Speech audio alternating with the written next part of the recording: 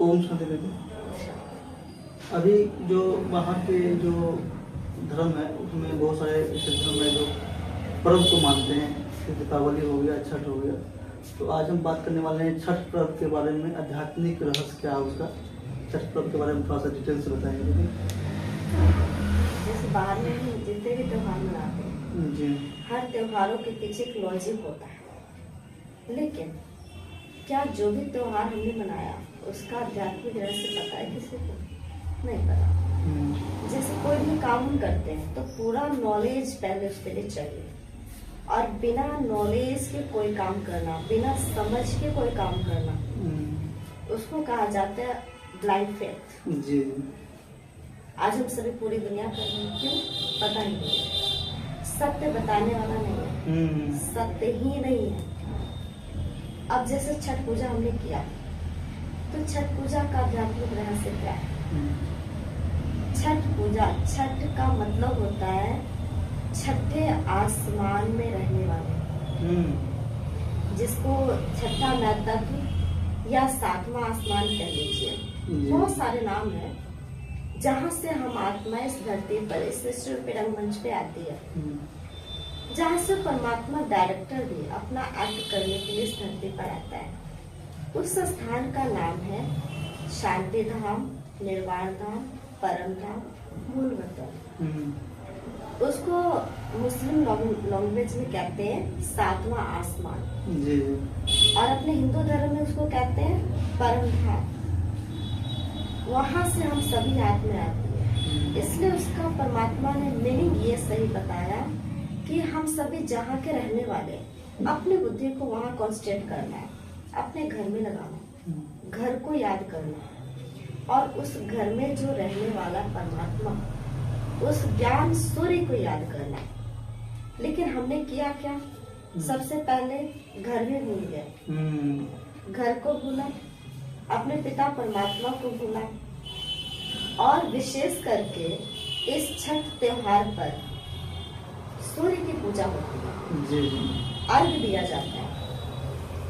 सूर्य अर्थात इस रोशनी वाले सूर्य की बात नहीं है जो हमें दिन को रोशनी देता है। ये सारे सिर्फ एक इस ग्रह को, इस पृथ्वी ग्रह को रोशनी देने का काम करता है। लेकिन ये सारे प्रकृति के तत्व हैं। हमें याद करना उस परमात्मा ज्ञान सूर्य को, जिसके निकट रहने से, जिनको याद करने से हमारे अंदर के जो कीटाणु है, जो नेगेटिविटी है, वो खत्म हो जाते हैं। दूसरा, इस दिन सबसे पहले शाम को अर्घ दिया जाता है। शाम के अर्घ का क्या मतलब होता है? उसके बाद अगले दिन सुबह का अर्घ दिया जाता है।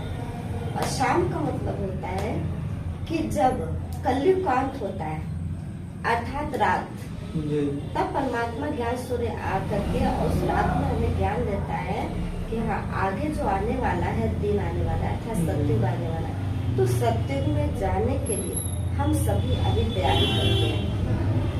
और अर्घ में बताया जाता है कि फल फ्रूट आदि और जो भी चीजें हम बनाते हैं बड़ी शुद्धता से बनाते हैं। तो सोचिए, सिर्फ 2-3 दिन के व्रत में इतने शुद्धता, इतने नियम धारण को हम फॉलो करते हैं, तो सिर्फ 3 दिन के फॉलो करने से इतने बेनिफिट हो सकते हैं। तो अगर वो नियम धारणाएं हम पूरे आजीवन कर ले तो कितना बेनिफिट होगा।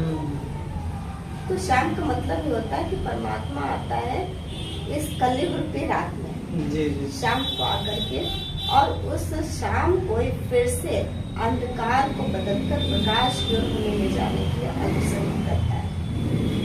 और सत्युग, जो आने वाला सत्युग है, उसके लिए प्रेरणा देता है कि सत्युग में हम कैसे जाए। इसलिए सुबह का भी अर्घ दिया जाता है, लेकिन पहले शाम का। शाम अर्थात परमात्मा आता है धर्म ग्लानि के समय, और धर्म ग्लानि अर्थात 5 विकार जब हर एक के अंदर छाया हुआ होता है, पूरी दुनिया में होता है, वो समय होता है परमात्मा के अवतरित होने का।